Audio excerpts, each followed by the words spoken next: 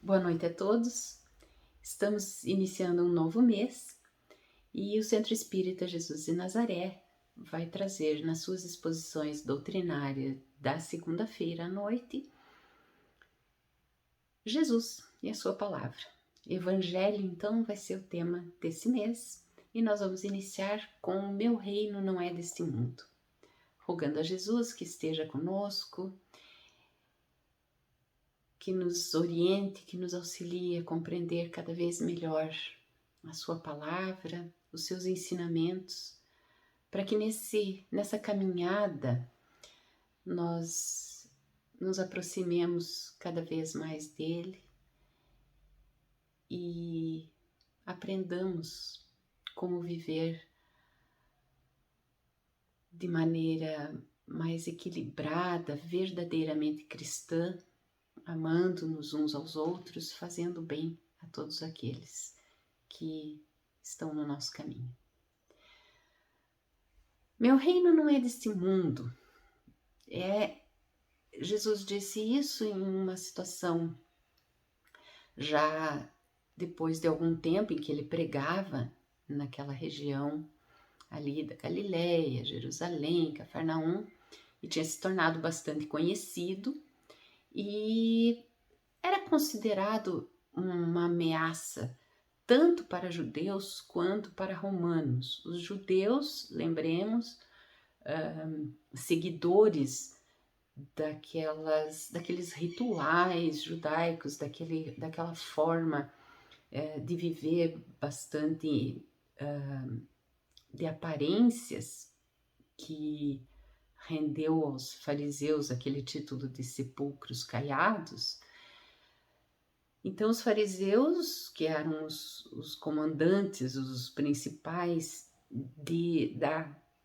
da religião judaica, não gostavam de Jesus porque Jesus desafiava os seus rituais, trouxe mensagens de amor, de perdão, curava aos sábados, desafiava a hipocrisia que reinava ali naquela religiosidade da época. E também desafiava o poder romano, porque imaginem que Roma era a detentora do poder, do império, e ali estava alguém que era chamado de rei dos judeus. Como assim? Então, será que ele ia tomar o lugar de Herodes? E havia então um desconforto com a presença de Jesus em qualquer lugar que ele ia. E numa determinada situação, ele é levado a Pilatos, e Pilatos está numa saia justa, vamos dizer assim, porque ele é obrigado a interrogar Jesus, a trazer de novo a quietude, a paz para aquela região, mas ele também não tinha nada contra Jesus, ele não sabia muito bem o que fazer. Então, quando ele chega até Pilatos, eu vou ler o trechinho aqui do capítulo 2 do Evangelho segundo o Espiritismo, meu reino não é deste mundo. Pilatos, tendo entrado no palácio e feito vir Jesus à sua presença, perguntou-lhe: És o rei dos judeus? Respondeu-lhe Jesus: Meu reino não é deste mundo. Se o meu reino fosse desse mundo, a minha gente houvera combatido para impedir que eu caísse nas mãos dos judeus, mas meu reino ainda não é daqui. Disse-lhe então Pilatos: És, pois, rei? Jesus lhe respondeu: Tu o dizes, sou rei. Não nasci e não vim a este mundo senão para dar testemunho da verdade. Aquele que pertence à verdade, escuta a minha voz. E no Evangelho segundo o Espiritismo, os comentários acerca desse trecho se intitulam A Vida Futura e a Realeza de Jesus. O ponto de vista, e depois nas instruções dos Espíritos existe uma mensagem de um espírito falando sobre a verdadeira realeza, uma realeza terrestre, comparada então com a verdadeira realeza. Nós vamos nos ater a falar da vida futura e da realeza de Jesus a partir do Evangelho segundo o Espiritismo e fazer algumas considerações a partir do livro Jesus e o Evangelho à Luz da Psicologia Profunda, ditado por Joana de Ângeles, Adivaldo Pereira Franco.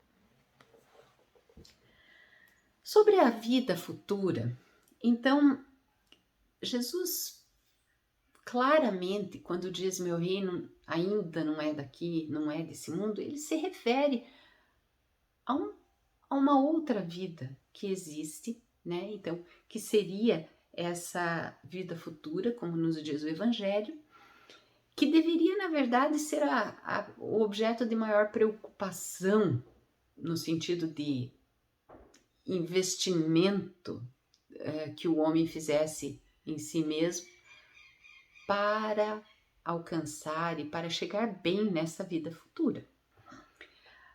Se a gente só pensasse na vida terrena, se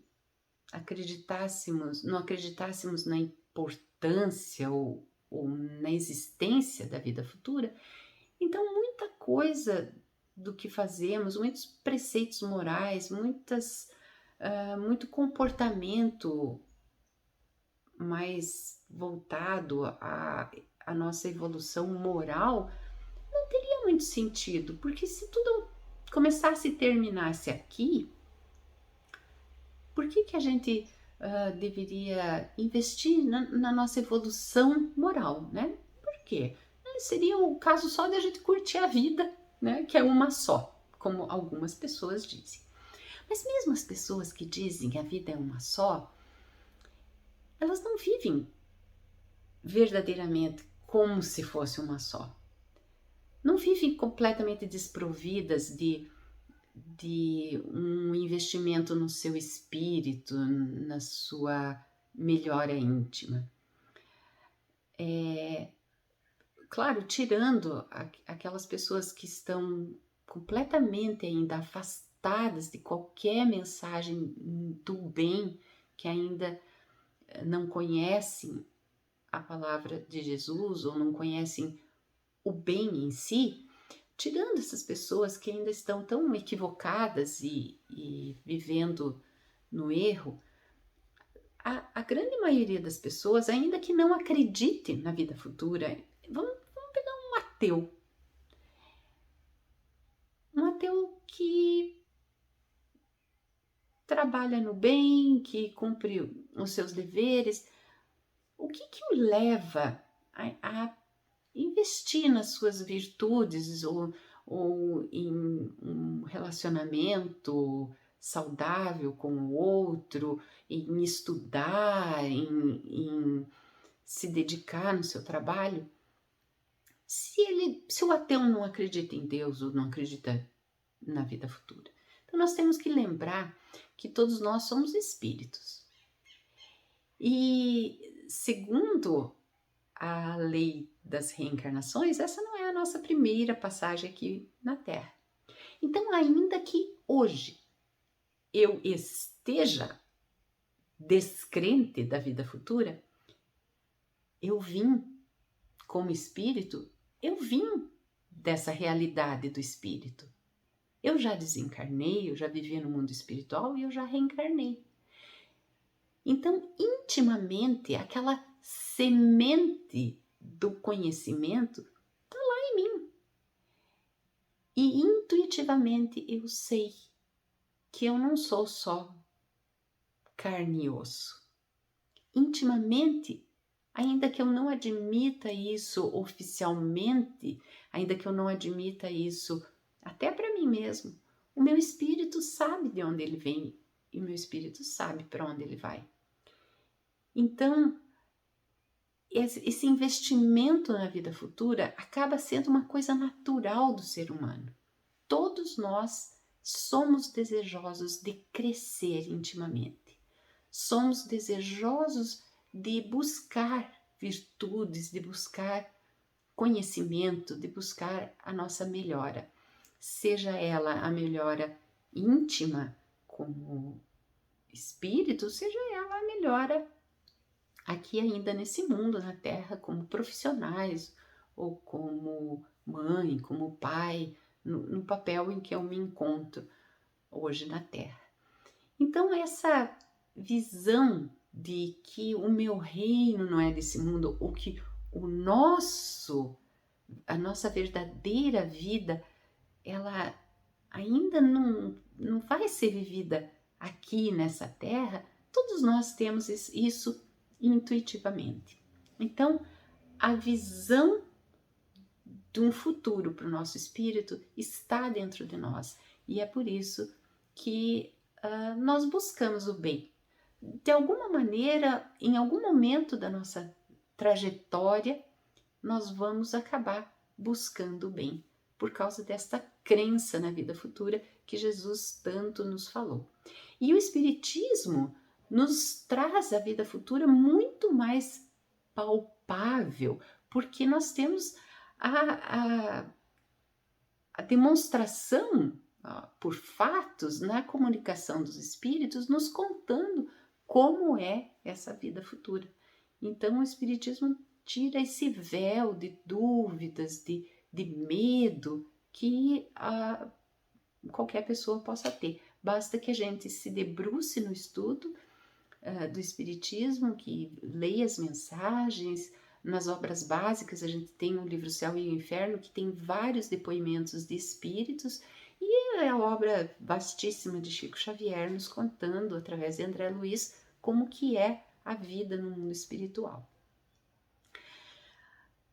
Então, a primeira parte sobre a vida futura, Jesus nos diz quando esclarece que seu reino não é desse mundo.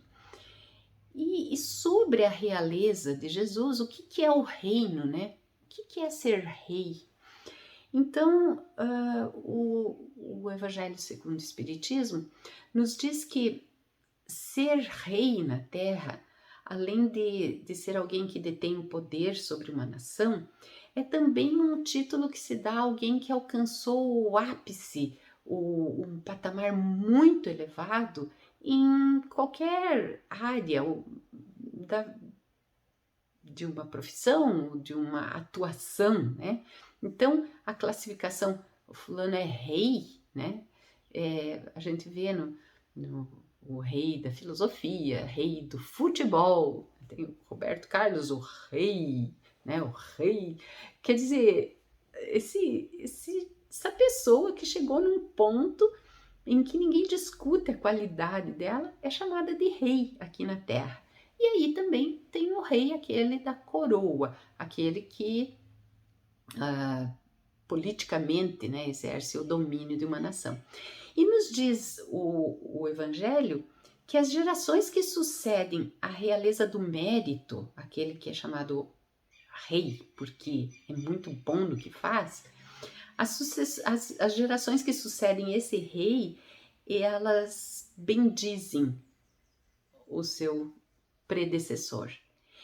E as gerações que sucedem os reis de coroa maldizem o seu sucessor, o seu predecessor. É só a gente olhar. Então, quem sucedeu aos reis da França depois da Revolução Francesa, né? Então, a Revolução Francesa abominava a realeza. E cada rei que ocupa o trono de outro busca fazer coisas diferentes do que o primeiro fazia. Porque essa realeza do poder, ela é sempre contestada. Essa realeza do poder é sempre desprezada por aquele que toma o poder para si. E isso a gente pode ver mesmo na política, né? Dificilmente você vê um adversário político que continue a obra daquele que vinha vindo. Eles geralmente querem fazer tudo diferente para contestar. Então a realeza terrestre, ou o poder terrestre, ele não é amado, não é bendito. A realeza do mérito, por outro lado, ela é sempre honrada, né? E finalmente, nós vamos falar ali do Evangelho numa mensagem que é dada por um espírito, que está no subtítulo Instruções dos Espíritos. E esse espírito diz em um determinado momento que correm os homens por alcançar os bens terrestres como se os houvessem de guardar para sempre. Aqui, porém, no mundo espiritual, todas as ilusões se somem. Cedo se apercebem eles de que apenas apanharam uma sombra e desprezaram os únicos bens reais e duradouros, os únicos que lhes aproveitam na morada celeste, os únicos que lhes podem facultar o acesso a esta morada. Então, esse espírito nos diz que, em geral, durante a nossa vida aqui na Terra, a gente se prende a ilusões de poder, de satisfação pessoal, de sensações, e que isso apenas são sombras, e que nós desprezamos os únicos bens reais e duradouros que vão nos dar acesso ao verdadeiro reino. Então, nosso raciocínio agora, que eu acho que é o que a gente tem que se apegar mais e investir um pouco mais do nosso tempo a pensar, é quais são os bens reais, quais são os bens verdadeiros que vão ser as conquistas que vão nos ajudar a seguirmos com firmeza no caminho da ascensão, nessa subida para o verdadeiro reino de Deus. Então, não poderia ser nada além das virtudes, dos tesouros que as traças não comem, né?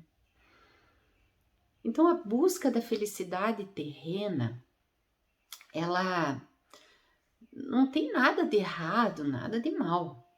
E Jesus nunca falou mal em momento algum do progresso humano, né? Então, buscarmos a felicidade na Terra não tem nada de mal. Ao trabalharmos nesse raciocínio de que o reino não é deste mundo, que a felicidade não é deste mundo, que nós temos que buscar tesouros no mundo espiritual, isso não significa que nós temos que ser infelizes, os coitados aqui nesse planeta. Muito pelo contrário, nós devemos e podemos buscar uma felicidade possível ao homem aqui na Terra. O que é o problema é que o homem não busca só ser feliz na sua profissão, não busca só ser feliz na sua vida pessoal, como marido, como mulher, como mãe, como pai, como uma pessoa dentro da sociedade, entre os amigos, aquela felicidade entre os amigos. Não, a gente extrapola um pouco, a gente quer ser feliz sem compromisso. A gente quer o conforto, o relaxamento, né, de qualquer dever, de qualquer cumprimento de dificuldades, esforços que possam nos levar lá. A gente gostaria mesmo era de uma felicidade fácil, rápida, e muitos de nós investimos a vida inteira nessa felicidade fácil e rápida e, vamos dizer, bem ilusória, bem passageira, fugaz, né? Então, nos dias de Joana de Ângeles, em momento algum, Jesus levantou sua voz para maldizer o mundo, para condená-lo. Antes, propunha respeito e consideração pela sua estrutura, pela estrutura do mundo, conforme ele próprio se comportava, comedido e afável. Lembram que Jesus disse: dai a César o que é de César e a Deus o que é de Deus? Então, nós não temos que não viver neste mundo. Agora, nós temos sim, devemos viver segundo preceitos virtuosos. Aí sim nós podemos alcançar uma felicidade duradoura, uma felicidade consistente para o nosso espírito.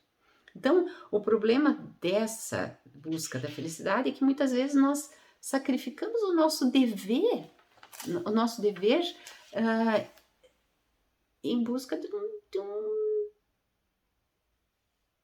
um descompromisso, né? Quando a gente, por exemplo, abandona pessoas que contam conosco, quando nós negligenciamos situações que são colocadas em nossa vida, que requerem o nosso tempo, a nossa dedicação, a nossa energia, quando deixamos de lado a nossa missão para, entre aspas, sermos felizes. Vejamos um pai, uma mãe.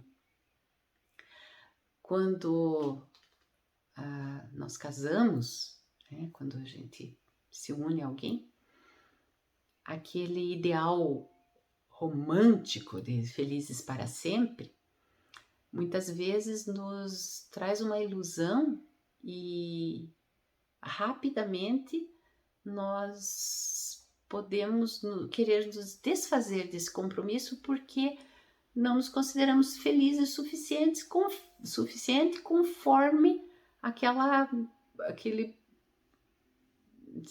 promessa, né, de felizes para sempre. Então, puxa, eu me casei com essa pessoa, agora eu tenho que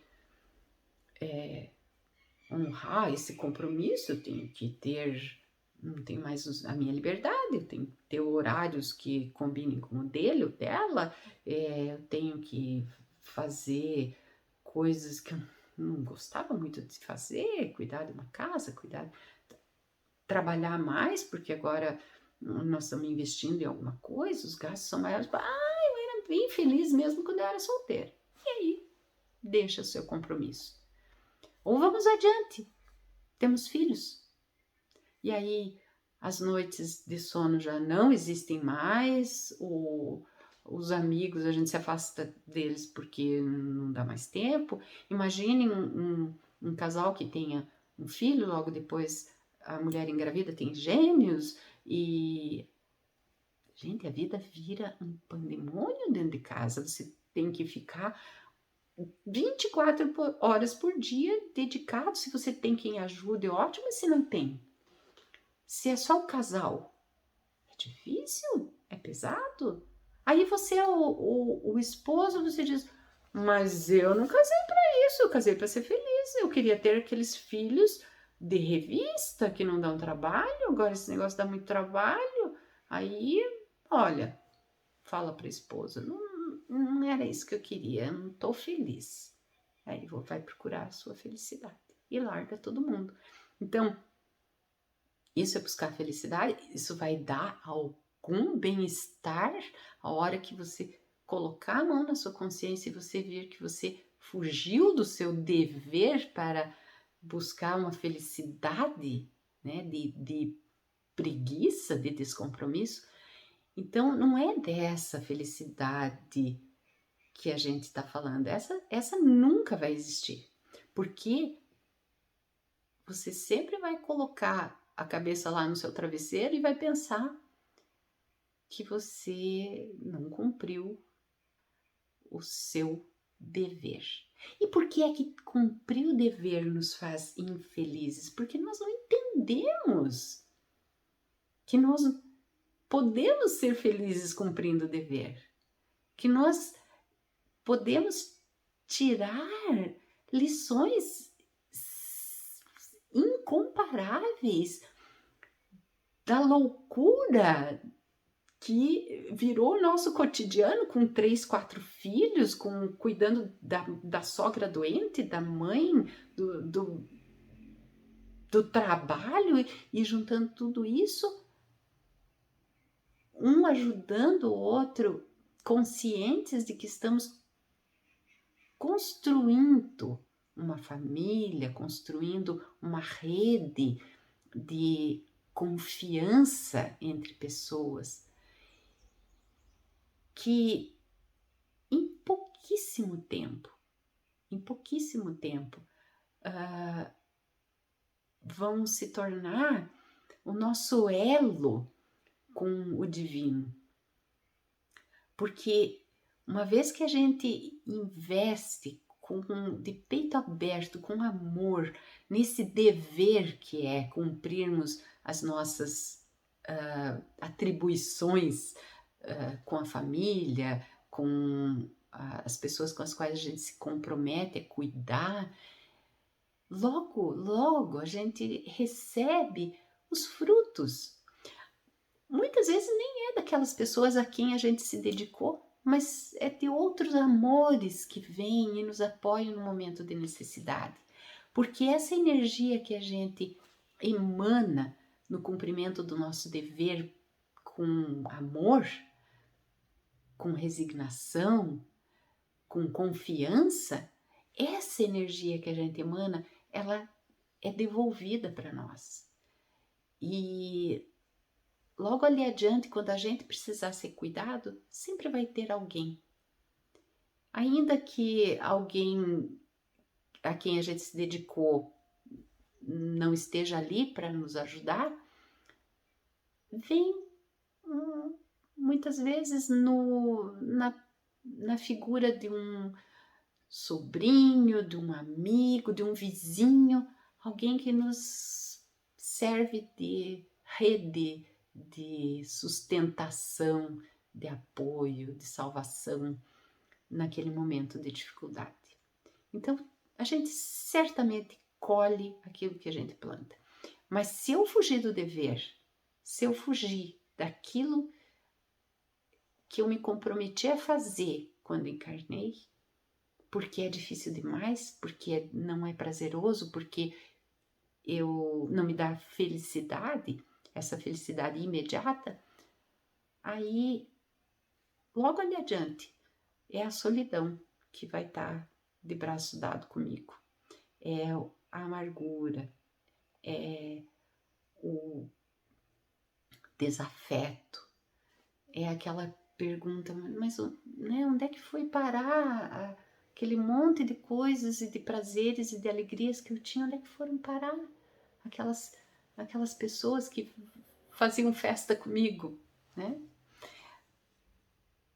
Então, esse investimento, ele vale muito a pena, porque ele nos alimenta e nos enche de possibilidades de tornarmos-nos cada vez melhores, mais virtuosos, mais bondosos, e é isso que nos traz a verdadeira felicidade. Então, os bens reais aos que o Evangelho se refere são os bens adquiridos sim com o trabalho e com o desenvolvimento das nossas virtudes, e são os tesouros que as traças não comem. O reino de Deus que está dentro de nós. E Joana de Ângeles termina esse raciocínio de hoje para nós com uma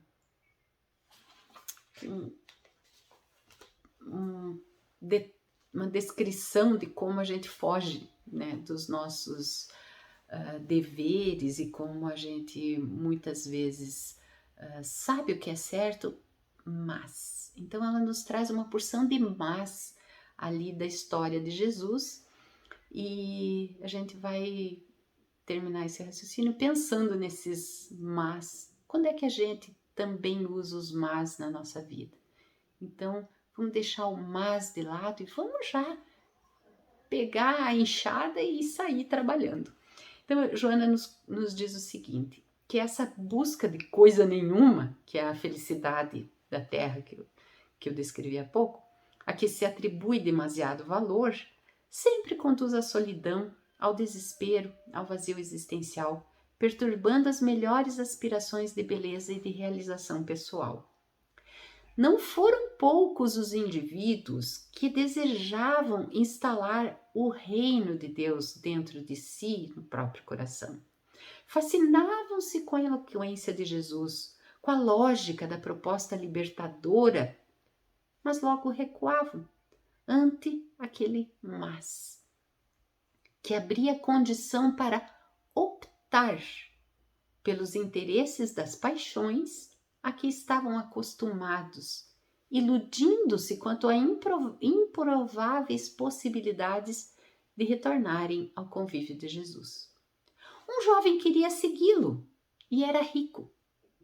Sensibilizado, afirmou que deixaria tudo e até mesmo daria os seus bens aos pobres pela alegria de acompanhar Jesus. Mas naquele momento tinha outros compromissos que pretendia atender, após os quais se resolveria pelo que fazer corretamente. E se foi. Outro moço sintonizou com o chamado de Jesus, experimentou a sensação indizível de sua presença harmônica, mas seu pai havia morrido e ele estava obrigado a sepultá-lo, escamoteando o motivo real, que era receber a herança. Também se foi. 10 leprosos haviam recebido seu aval para a recuperação orgânica e seguiram jubilosos, cantando hosanas, mas só um voltou para agradecer e não se sabe se ingressou nas fileiras da Boa Nova porque outros objetivos o esperavam. Também se foi. A multidão que o exaltou no momento da entrada triunfal em Jerusalém desapareceu aos primeiros sinais de luta, abandonando o entusiasmo e os planos acalentados. Mas anelavam por coroá-lo seu rei. E se foram. O mas em relação a Jesus é predomínio da sombra, que paira nessa demorada infância psicológica dos indivíduos como pessoas e das massas como grupamentos. Moral da história: nós somos crianças, nós somos infantis, nós queremos uma felicidade fácil, rápida e duradoura. Não queremos trabalhar por ela, não queremos pagar o preço da verdadeira felicidade. Então, vamos pensar nisso essa semana. O verdadeiro reino não está nesse mundo. Mas nesse mundo, a gente pode encontrar a verdadeira felicidade a partir do amor ao próximo, do perdão, do trabalho no bem. E que todos tenhamos disposição para isso. E um pouco de maturidade para a gente entender que depende de nós. Que assim seja. Boa noite e obrigada.